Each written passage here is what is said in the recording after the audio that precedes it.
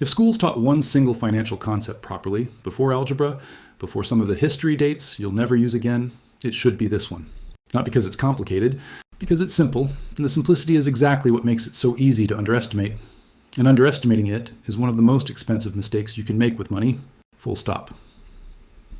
Here's the thought experiment I want you to sit with for a second, because I think it does more work than any explanation I could give you. Imagine two people, Sam and Jordan. Sam starts investing $200 a month at age 25 and stops entirely at 35, just 10 years, then never puts in another dollar for the rest of their life. Jordan waits until 35 to start, then invests that same $200 a month all the way to 65. 30 years of steady, disciplined contributions. Assuming a 7% average annual return, which is roughly in line with long-term historical stock market averages after inflation is factored in loosely, who ends up with more money at 65? Sam, and it's not close. Sam, who contributed for just 10 years, $24,000 total out of pocket, ends up with more than Jordan, who contributed for 30 years and put in $72,000, 3 times as much money. Sam simply started 10 years earlier and then let time do the rest of the work untouched for 3 decades. That's not a trick question. And it's not a rounding error. That's the entire concept of compound interest laid bare in one comparison, and it's why the people who understand this early have a mathematical head start that's almost impossible to out-earn your way past later, no matter how good your salary eventually gets. So what's actually happening here, mechanically? Compound interest just means you earn returns not only on the money you put in, but on the returns that money has already earned. Your gains start generating their own gains, which then generate their own gains. In year 1, your growth comes only from your contribution. There's nothing else for it to come from yet. But by year 10, 20, 30, more and more of your growth is coming from growth on growth. Money that you never personally put in, working entirely on its own, day and night, while you're doing literally anything else. The account isn't just getting bigger. The rate at which it gets bigger is itself getting bigger.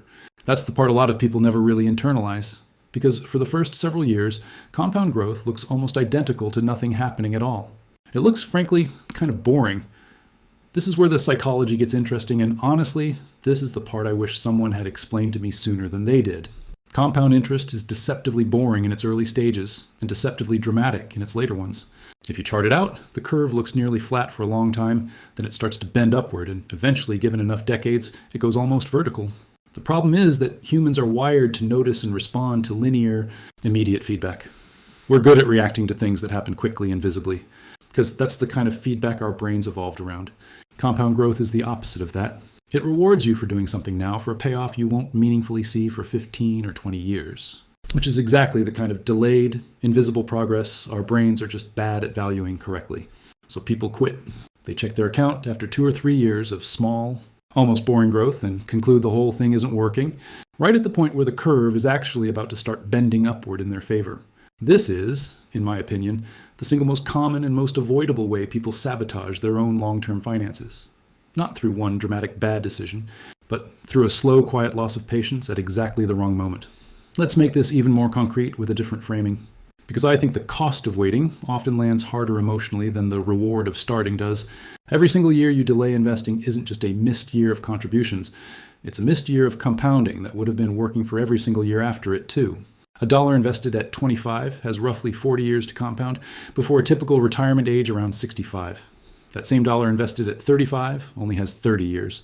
That's not a simple 25% reduction in growth time, even though it might look like one if you're just comparing calendar years, because compounding is exponential, not linear. That missing decade at the very beginning is disproportionately the most valuable decade of the entire timeline. The early years aren't just early. They're doing more work per dollar than any of the years that come after them, because everything invested early has the maximum possible number of future years to keep compounding on top of it. Now here's the counterintuitive insight I actually want you to walk away with, because I think it reframes how most people think about building wealth entirely. Most people assume the key variable in building wealth through investing is how much you contribute. Contribute more, end up with more. That feels obviously intuitively true, and to be fair, contributing more absolutely does help, all else being equal. But in the Sam and Jordan example, the variable that actually mattered more wasn't the amount contributed at all. It was time in the market. Sam put in 1/3 of what Jordan put in and still came out ahead, purely because of when those dollars were invested, not how many of them there were in total. Time is doing more of the heavy lifting in this equation than most people give it credit for, which is exactly why financial advisors and researchers so consistently emphasize time in the market over timing the market. That phrase isn't just a catchy bit of finance influencer wordplay. It's describing the actual underlying math, and it holds up whether you're looking at hypothetical examples or real historical market data going back decades. There's another layer to this worth mentioning, because it explains why so many people feel like they've missed the boat and give up before even starting. The math of compounding means that even a short delay compounds against you, not just linearly, but in a way that multiplies over the following years. Waiting 5 extra years to start doesn't just cost you 5 years of contributions. It costs you 5 years of compounding on top of every contribution that comes after for the rest of your investing life. This is why the advice you'll hear over and over from people who study this seriously isn't wait until you have more money or wait until you understand investing better. It's almost always some version of start now with whatever amount you can manage and refine the details later. The details matter far less than most people assume. The starting date matters enormously. So what do you actually do with all of this? First, the core takeaway isn't start with a huge amount of money, because that exact misconception is precisely what stops so many people from starting at all. It feels pointless to begin with something small. The real takeaway is that starting small today reliably beats starting big later, because of how disproportionately valuable time is relative to amount. If all you can manage right now is $20 or $50 a month into a retirement account, that is not a rounding error, and it is not too small to matter.